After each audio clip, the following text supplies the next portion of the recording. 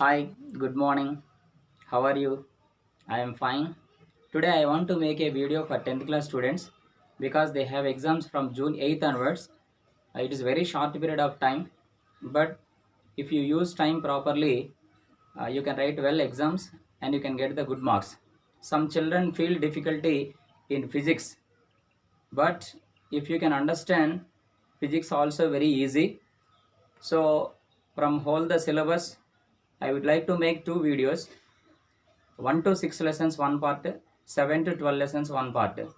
So I am going to explain some important concepts from whole the syllabus. If you follow, definitely you can write well physics exam also, and you can get the more than 90% marks. So we will start the class. First lesson is reflection of light at curved surfaces. In this lesson, we have to concentrate mainly uh, three concepts. One is general terminology, one mark questions. Those are regarding the concave and convex mirrors, pole, center of curvature, radius of curvature, focal point, and focal length. So these are the important concepts regarding 1 marks. And in question paper, 1 mark, 2 mark, 4 marks questions are there. So again, in 4 marks questions, finding the focal length of concave mirror and drawing the ray diagrams of concave mirror. These are the important concepts. Next, in 2 marks category, daily life applications of concave and convex mirrors. So once brief revision, general terminology regarding pole of the mirror is midpoint of the curved surface is called as a pole, and center of curvature is the center of the sphere whose curved surface is a part is called center of curvature, and the line which is joining pole and center of curvature is called principal axis. And when light rays are travel parallel to the principal axis, after reflection all the reflected rays meet at one point, that is the intersecting point of the reflected rays on the principal axis is called as a focus or focal point. Next, the distance between pole to the focal point is called as a focal length. So these are the general terms. Next, importantly, how to draw the ray diagrams of concave mirror. There are three rules to draw the ray diagrams. One is when light rays are travel parallel to principal axis, reflected ray must pass through the focus. And second one is when light ray travel through the focus, reflected ray parallel to the principal axis. And third one, when light ray passing through the center of curvature, it is undeviated. By using these three rules, we can draw the 6 ray diagrams of concave mirror. So let us see ray diagrams of concave mirror. When object is placed at infinity, image is formed at focus. And when object is placed beyond center of curvature, image is formed between F and C. And third one is when object is placed at center of curvature, image also formed at center of curvature. And fourth, when object is placed between F and C, image is formed beyond center of curvature. And fifth, when object is placed at focus at F, image is formed at infinity. And the sixth one, when object is placed between P and F, image is formed behind the mirror. A virtual erect image is formed. So nature of the image also important. So in this all first 5 cases, real, inverted, diminished images are formed, diminished or magnified images are formed, and only one case, when object is placed between P and F, virtual magnified image is formed, erect image is formed. So these are the ray diagrams of concave mirror. Next, whenever drawing the ray diagrams of concave mirror, you must follow sign convention. So these three rules are important in the sign convention. Number one is all the distances must be measured from the pole, and the distances measured in the direction of incident ray must be taken as positive, and in opposite to incident ray must be taken as a negative, and the distances measured above the principal axis should be taken as a positive, and below the principal axis should be taken as a negative. And third concept is finding the focal length of concave mirror. So mirror formula is important. So mirror formula is 1 by F is equal to 1 by V plus 1 by U. So in this type question may be asked in the application part, what are the materials required to find the focal length of concave mirror? So in physics question paper, especially 5 types of questions will be expected. One is a activity based question, application type question, understanding question, and also concept based questions, and lab activities will be asked, difference will be asked, differences between two. So such type of questions will be expected in the physics. So regarding the first lesson, last concept is finding the focal length of concave mirror or finding the image distance and object distance. So by using mirror formula 1 by F is equal to 1 by V plus 1 by U, we can easily find the object distance and image distance also. While solving the problems, sign convention must be followed, where we have to take the negative sign or where we have to take the positive sign. And finally, applications, daily life of applications of concave and convex mirrors are important. Especially daily life applications of concave mirror is concave mirror is used for the dentists, ophthalmologists, and car headlights, torch lights, and convex mirror is used as the rear view mirror. It is also called as vehicle mirror or driver mirror. And convex mirror is used in the shopping malls and in the traffic junctions to control the traffic. These are the applications of convex mirror. So daily life applications, uses of mirrors, every time they are asking one question, so concentrate in the uses of mirrors. And if you go to the second lesson, chemical equations, in this lesson we have to concentrate in 3 important concepts.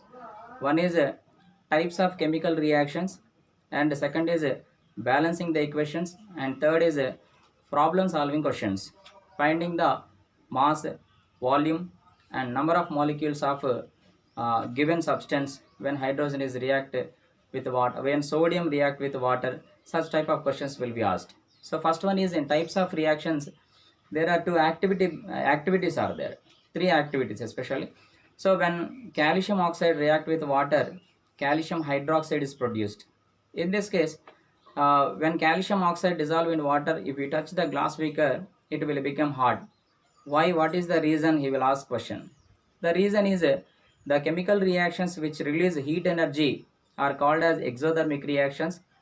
The chemical reactions in which heat energy absorbed are called as endothermic reactions. So there are 2 types of chemical reactions, exothermic and endothermic. If a chemical reaction, in a chemical reaction heat energy released, those are called exothermic reactions, and in a chemical reaction heat energy absorbed, those are called endothermic reactions. And next activity is regarding precipitation reaction between sodium sulfate and barium chloride. Sodium sulfate Na2SO4, barium chloride BaCl2. When both react each other, they mutually exchange their ions and form the sodium chloride and barium sulfate. So here undissolved substance is produced, barium sulfate. So this undissolved substance barium sulfate is called as a precipitate, that is indicated in the chemical reactions downward arrow mark. If gas is produced, upward arrow mark, and precipitate is produced, it is indicated by the downward arrow mark. And in this lesson we have to concentrate balancing the chemical equations. While balancing the chemical equations, law of conservation of mass is important. What is law of conservation of mass? Mass neither be created nor destroyed in chemical reactions, or the total number of atoms present in the reactant side must be equal to total number of atoms present in the product side. So whenever we are balancing equation, we have to take appropriate number as a coefficient of the element, and until the equal number of atoms, we have to balance those equation. And third concept is problem based questions, finding the mass, volume, and number of molecules. In finding the mass, it is related to molecular weight of compounds. So generally when problem is given, molecular weight of, for example, when sodium react with water, okay, then what is the that means what is the amount of hydrogen gas is liberated, 230 grams of sodium react with water. That is the example question. So for this we have to know how to write the balanced equation. 2Na plus H2O gives rise to NaOH plus H2. So that is the balanced equation we have to write. Later, regarding the volume, we have to compare with in certain amount of gas occupy the 22.4 liters of volume. It must be compared with 22.4 liters, and then we can solve. Regarding the number of molecules, we have to compare 6.02 into 10 power of 23 molecules. That is any amount of gas containing 6.02 into 10 power of 23 molecules. By that we can calculate the number of molecules. So that is related. These questions are expected in the second lesson. That means write the difference between exothermic and endothermic reactions, or balance the following equations, or find the mass, volume and number of molecules present in the compounds. And third lesson is acids, bases and salts. In this lesson especially we can concentrate on three aspects, that is chemical properties of acids and bases, and third one is pH, importance of pH in daily life, and the third one is daily life applications of salts. So first, chemical properties of acids, activity based question is important, that is lab activity. When metal react with acid, hydrogen gas is produced. For example, zinc and hydrochloric acid. So that is the lab activity. Zinc react with hydrochloric acid and produce the zinc chloride, and hydrogen gas is produced. So when metal react with acid, hydrogen gas is produced, that is concept.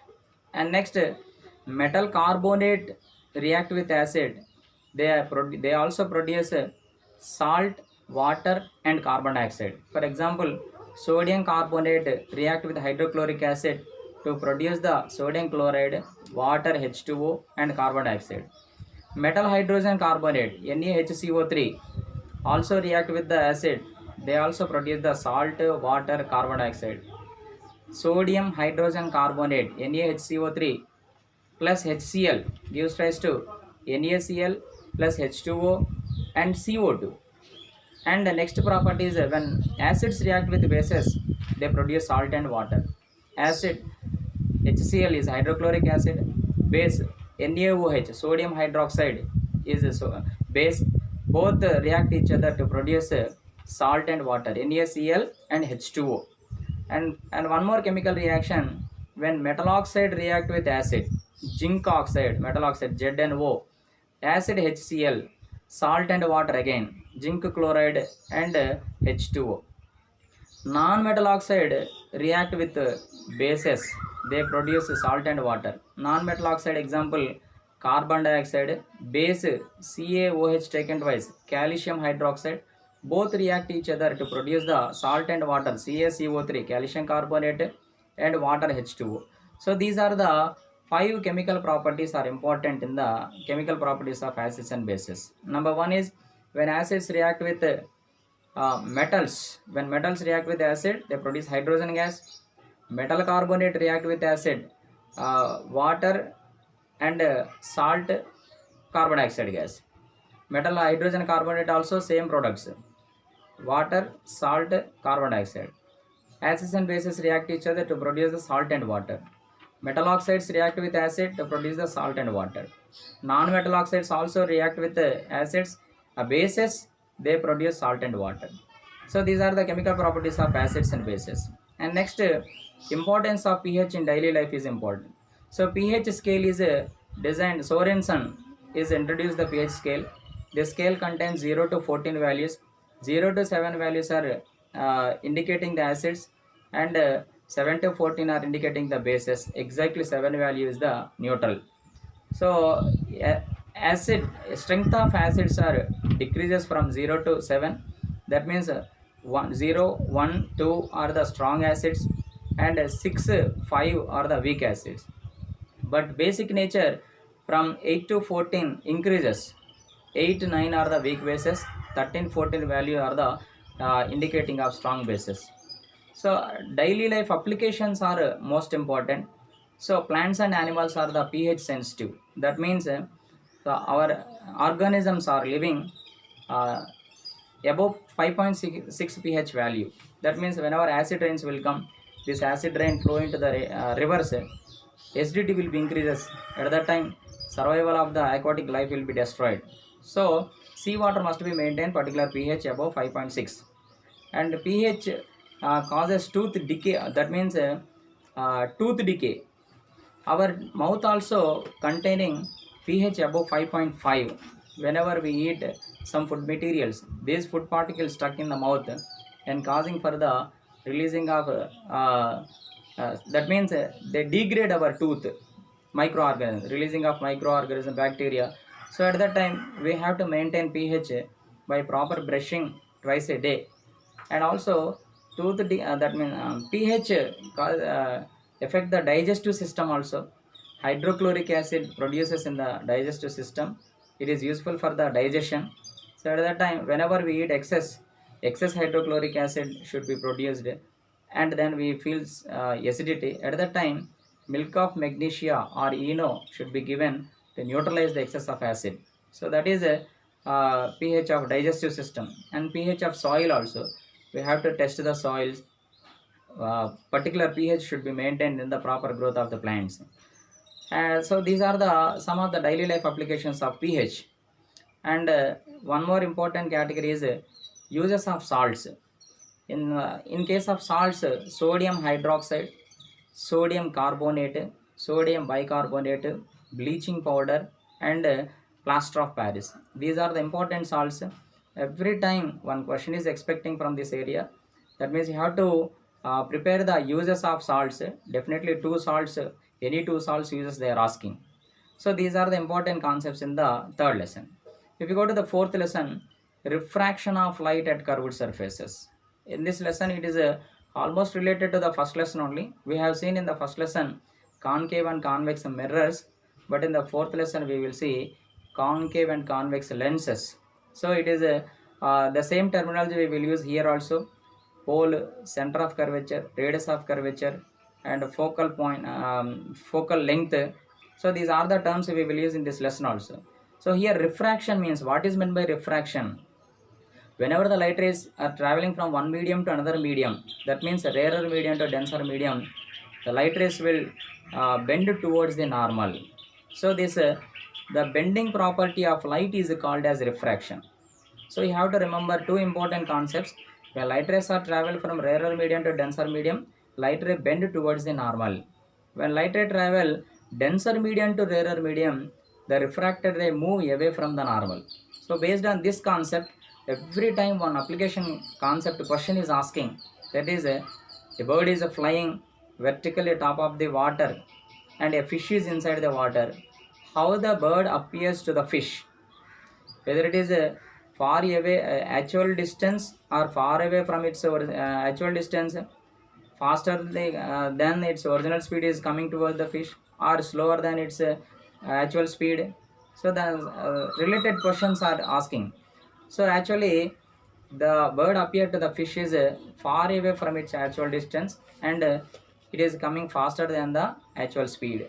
So like that questions are asking frequently. You are at the edge of the water, your friend is inside the water. How you appear to your friend, taller or smaller? Such type of related questions are asking. So concentrate in this area. And in this lesson especially we have to concentrate lens formula, lens makers formula. Lens formula is 1 by f is equal to 1 by v minus 1 by u.